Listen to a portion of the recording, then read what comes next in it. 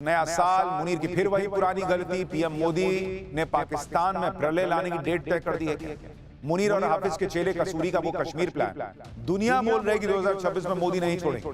पाकिस्तान की डबल पिटाई तय है। उधर बांग्लादेश पहुंचकर जयशंकर ने क्या खेल किया है, सबसे पहले इसका चर्चा।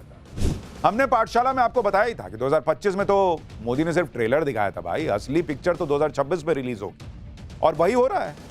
आप देखिए कि इधर नया साल आया, उधर नरेंद्र मोदी ने ऐसे धमाके पर धमाके कर दिए कि सब हैरान है, परेशान है कि अब पाकिस्तान का क्या होगा।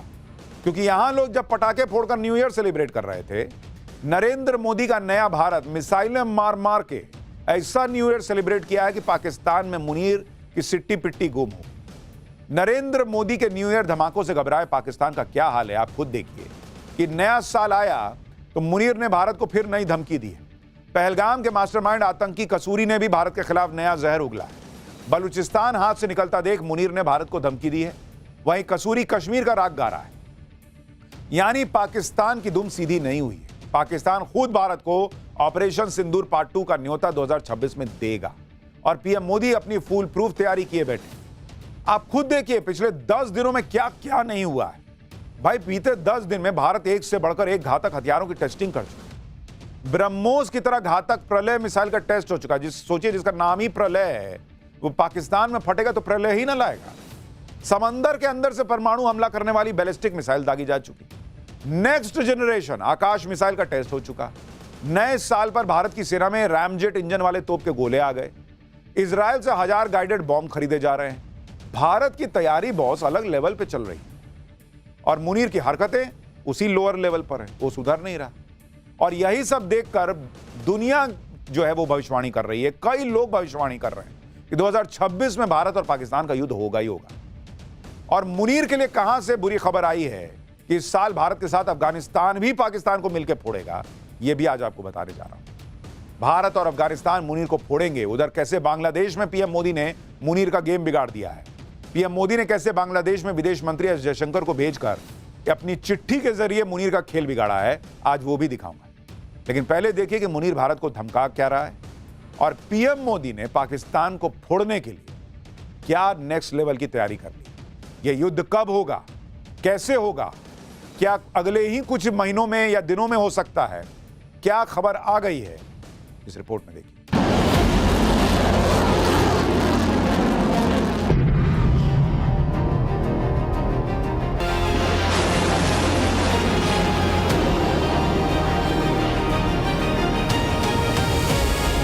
Nobody can tell us what we should do or not. We will do whatever we have to do to defend ourselves. It's a common sense proposition.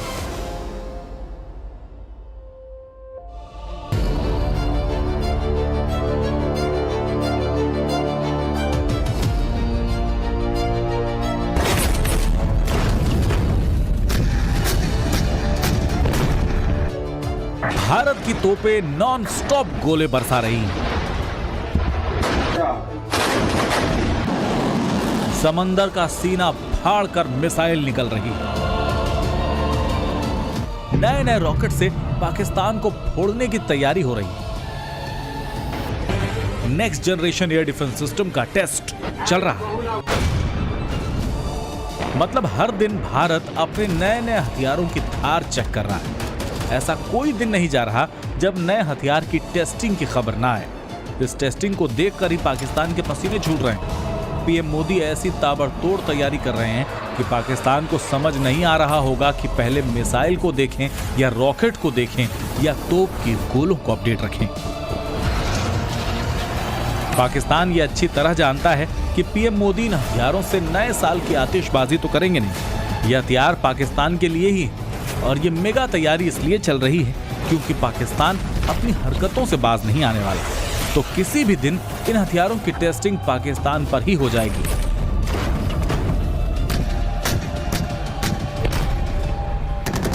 साल तो बदल गया लेकिन मुनीर की हरकतें नहीं बदल रही। मुनीर ने फिर से भारत को नए साल पर नई धमकी दी है।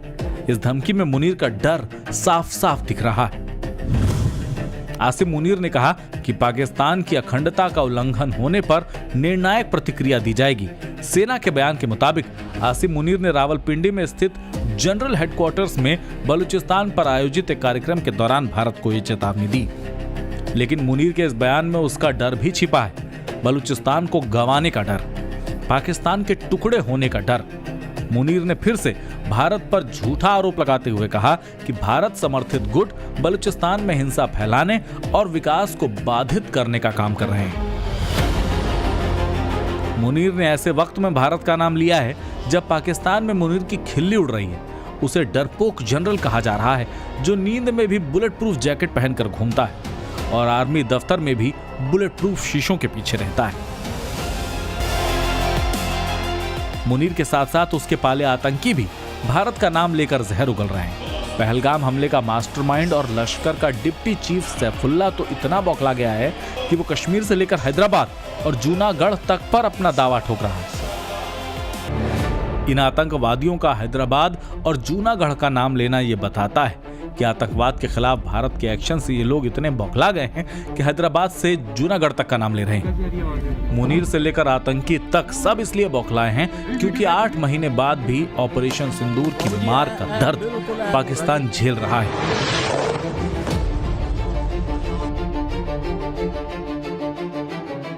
जो नई सैटेलाइट इमेज आई है वो बता रही है कि भारत के हमले में तबाह हुए पाकिस्तान के एयरबेस अभी तक ठीक नहीं हो पाए। पाकिस्तान अब भी ज्यादातर एयरबेसेस में हुए नुकसान को ठीक करने में लगा है। इधर पाकिस्तान मरम्मत में लगा है, उधर भारत पाकिस्तान को फोड़ने की नई तैयारी में जुट गया है। 31 दिसंबर को ही भारत ने प्रलय मिसाइल का टेस्ट किया।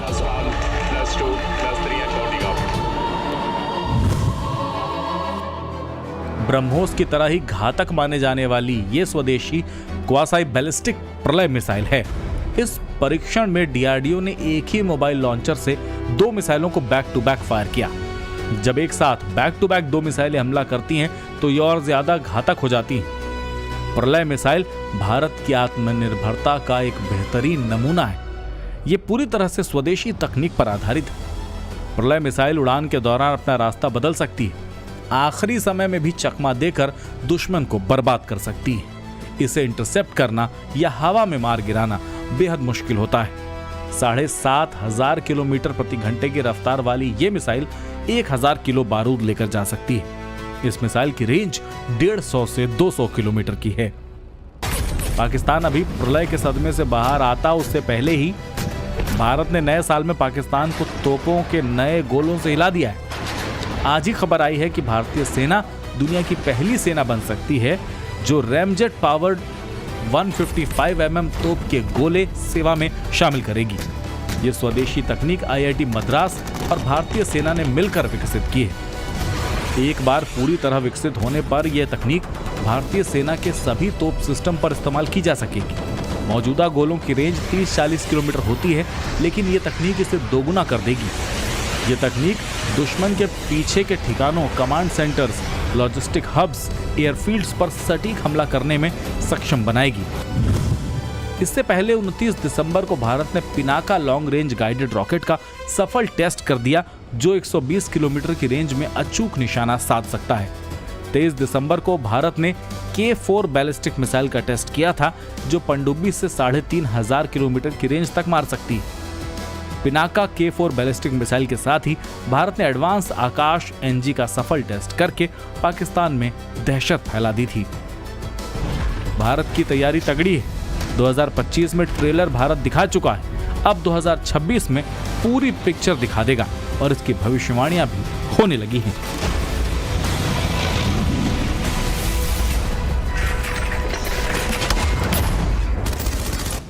देखिए, अमेरिका के एक थिंक टैंक ने ऐसी भविष्यवाणी कर दी है जिसने पाकिस्तान के पसीने छुटा दिए।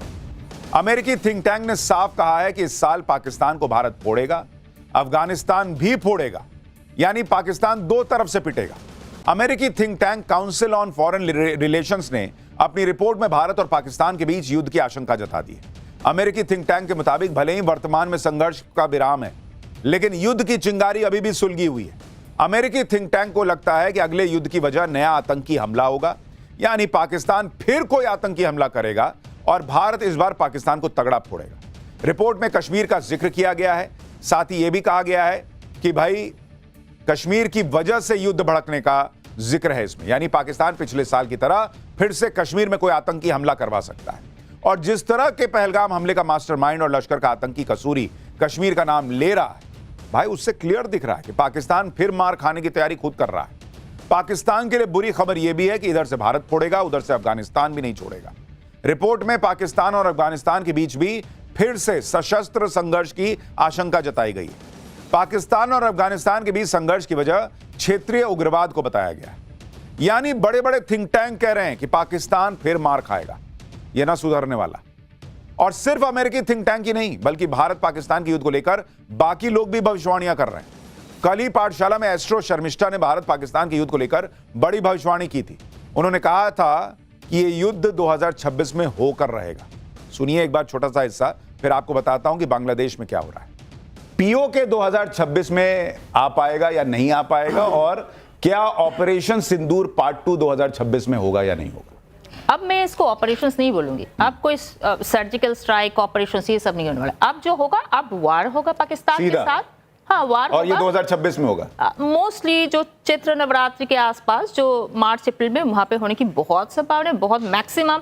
मैंने तो 2024 में जब पहलगाम अटैक वगैरह नहीं हुआ था तभी कहा था कि पीओके 2025 में, 2027 में यहाँ आ सकती है, और बिल्कुल आ सकती है। थोड़ा सा टाइम लूंगी। एक इंटरेस्टिंग चीज सबको समझ में आएगा, कि आपके बच्चों को भी यहाँ समझ में आएगा, कि जब 1970 वार में पाकिस्तान का एक भूमिखंड टूट के, अब जो हम जिसको बांग्लादेश बोलते हैं, तब एक्चुअली शनि जो है वो मेष राशि में गया था, और साइड बाय साइड उनका शनि में केतु का अंतर्दशा चल रहा था। वही स्थिति बन रहा है अभी, सेम सिनेरियो जो 71 में हुआ। 71 में 2027 में शनि जो है मेष राशि में जाने वाले हैं, और अगले साल से शुरू हो रही है उनकी 1 साल के लिए, जो 2027 के मिडिल तक चलेगा, उनका केतु का साफ पीरियड। अब उनके देश में, पाकिस्तान में सत्ता भी चेंज होगा। उनका जो अभी जो प्रधानमंत्री है वो जाने वाले हैं, मिलिट्री शासन वाले, वो तो उनके लिए आम बात है, कोई बड़ी बात नहीं है। और भूमिखंड फिर से टूटना तो एकदम तय है। तो पीओके वो बचा के रख नहीं सकते, नॉट पॉसिबल। लेकिन आप कह रही हैं कि 2026 मार्च के आसपास से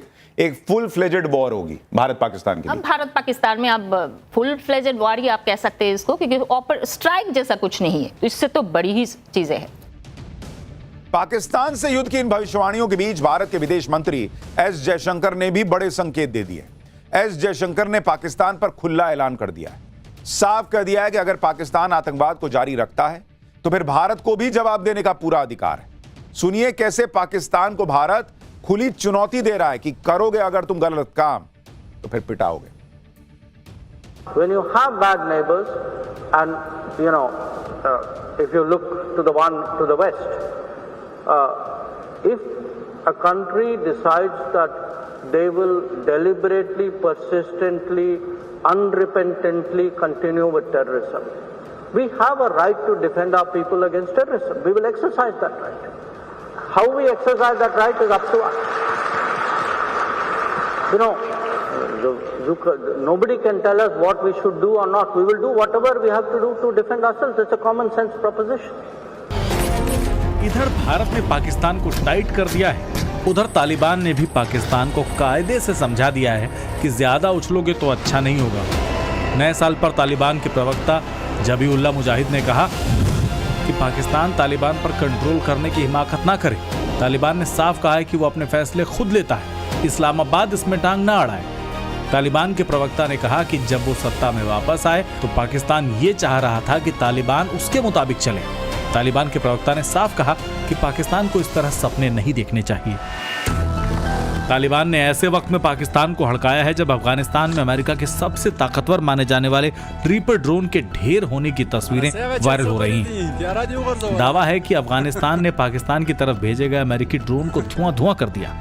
इसी के साथ ये थियरी भी चल रही है कि पाकिस्तान के बेड़े में अमेरिका के MQ-9 रीपर ड्रोन नहीं, और इसीलिए अमेरिका के इशारे पर पाकिस्तान अफगानिस्तान में खेल कर रहा है और मुंह की खा रहा है। तालिबान और पाकिस्तान के बीच ये तनातनी पाकिस्तान की सेना को बहुत भारी पड़ रही है। एक तो बॉर्डर पर पाकिस्तान को आर्थिक नुकसान तो हो ही रहा है, साथ ही TTP के आतंकी पाकिस्तान की सेना को लगातार फोड़ रहे हैं। तालिबान से भिड़ने के चक्कर में पाकिस्तान ने अपना बहुत नुकसान करवा लिया है। 2025 का साल पाकिस्तान के लिए सबसे घातक साल साबित हुआ। 2025 में अफगानिस्तान बॉर्डर से हुए हमले में पाकिस्तान में करीब 4000 लोग मारे गए। इसमें से 1070 लोग तो सिर्फ बॉम्ब ब्लास्ट में ही मारे गए। पाकिस्तान की पिटाई के पीछे सीधे सीधे तहरीक तालिबान का हाथ है, जो आए दिन पाकिस्तान में धमाके करता है। तहरीक तालिबान ने पाकिस्तान को कैसे फोड़ा है, खुद इसका वीडियो जारी किया गया। पाकिस्तान में जान माल का तो नुकसान हो ही रहा है, साथ ही उसे आर्थिक नुकसान भी हो रहा है। अफगानिस्तान बॉर्डर पर 10,000 के करीब ट्रक फंसे हुए हैं। कराची बंदरगाह पर 11,000 से 12,000 अफगान ट्रांजिट और मध्य एशिया के कंटेनर अटके पड़े हैं। इससे दोनों देशों का व्यापार रुका हुआ है। हर दिन करोड़ों का घाटा हो रहा है। पाकिस्तान के निर्यात को झटका लग रहा है, व्यापारियों को नुकसान हो रहा है। दूसरी तरफ अफगानिस्तान इस नुकसान को कम करने के लिए नए रास्ते और साझेदार तलाश रहा है। पाकिस्तान की आर्थिक हालत इतनी खराब हो गई कि अब वो अपने एयरलाइंस से लेकर होटल सब कुछ बेचने पर आ गया है। खबर है कि IMF की शर्तों को पूरा करने के लिए पाकिस्तान की सरकार अपने होटल, बैंक, इंश्योरेंस, एनर्जी कंपनियां सब बेच रही है। पाकिस्तान पर विदेशी कर्ज बढ़कर $131 बिलियन पहुंच गया है। एक्सपर्ट्स कह रहे हैं कि पाकिस्तान को रोजाना का खर्चा चलाने के लिए भी अब कर्ज लेना होगा। इधर पाकिस्तान की हालत खराब है, उधर भारत ने पाकिस्तान का पानी रोककर उसे और टेंशन में डाल दिया है। जम्मू कश्मीर में एक और हाइड्रो पावर प्रोजेक्ट को मंजूरी मिल गई। किश्तवाड़ में चिनाब नदी पर दुल्हस्ती प्रोजेक्ट के सेकेंड फेज को मंजूरी मिल चुकी है। इस प्रोजेक्ट के जरिए 260 मेगावाट बिजली बनेगी। इससे पहले सावलकोट हाइड्रो पावर प्रोजेक्ट को भी इसी नदी पर बनाने की मंजूरी दी गई। भारत ने ऑपरेशन सिंदूर के दौरान पाकिस्तान के साथ सिंधु जल समझौते को अनिश्चित काल के लिए सस्पेंड कर दिया। उसके बाद से पाकिस्तान को झटके पर झटका लग रहा है। दुल्हस्ती प्रोजेक्ट के फेज 2 को मंजूरी मिलने के बाद पाकिस्तान की नींद उड़ गई है। पाकिस्तान सिंधु जल समझौते की दुहाई दे रहा है, कह रहा है कि हमें कुछ नहीं बताया गया। वैसे ये वही पाकिस्तान है जो सिंधु जल समझौते के रद्द होने के बाद एक सुर में गा रहे थे कि पानी की जगह खून बहेगा।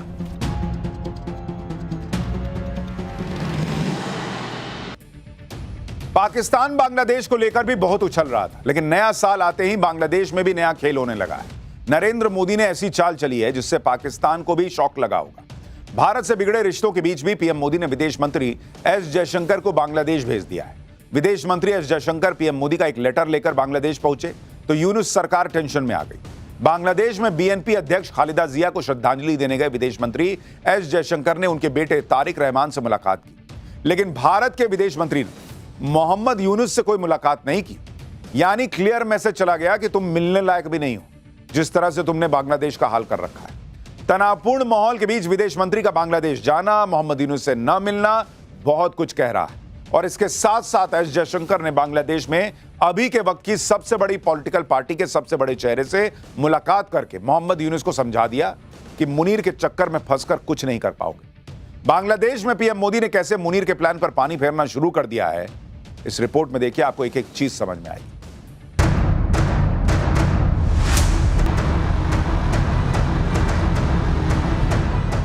मोदी के ढाका मास्टर प्लान का ब्लूप्रिंट तैयार है। बांग्लादेश पर मोदी जियोपॉलिटिक्स की सियासी बिसात बिछा कर बैठे हैं, जहां खेल भी उनका है, मोहरे भी उनके हैं, प्यादे भी उनके हैं और चाल भी उनकी है। बेगम खालिदा जिया के जनाजे पर विदेश मंत्री एस जयशंकर को भेजकर मोदी ने कूटनीति के तीर से 2 निशाने साध दिए हैं।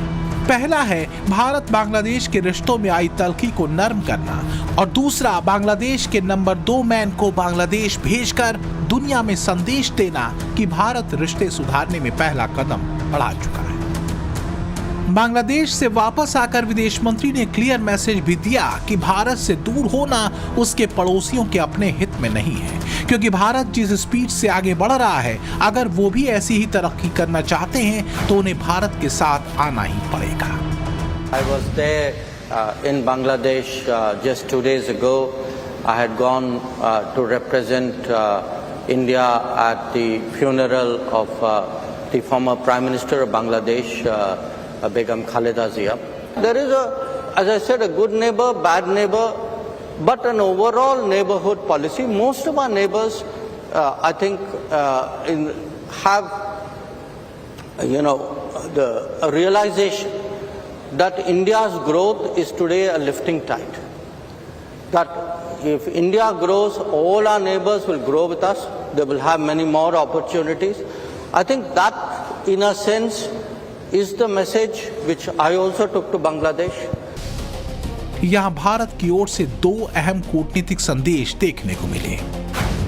विदेश मंत्री बेगम खालिदा जिया के बेटे और बीएनपी के नए फेस तारिक रहमान से तो मिले, लेकिन मोहम्मद यूनुस से कोई मीटिंग, कोई मुलाकात नहीं की। एस जयशंकर के बांग्लादेश दौरे की एक और तस्वीर बेहद चर्चा में है, जब वो पाकिस्तानी स्पीकर अयाज सादिक से मिले और उनसे हैंडशेक किया। जयशंकर ने बांग्लादेश के मुख्य सलाहकार मोहम्मद यूनुस से कोई बैठक नहीं की, जो भारत बांग्लादेश संबंधों में वर्तमान तनाव की गंभीरता को दिखाता है।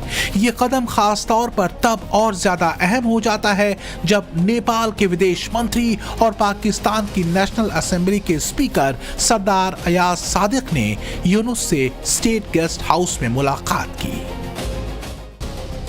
भारत का स्टैंड साफ है। जब से यूनुस सरकार बनी है, वो बांग्लादेश में हिंदू अल्पसंख्यकों को सुरक्षा देने में नाकाम रही है। 300 से ज्यादा हिंदू और अल्पसंख्यक मारे गए हैं। लगातार हिंदुओं के घरों पर अटैक हो रहा है।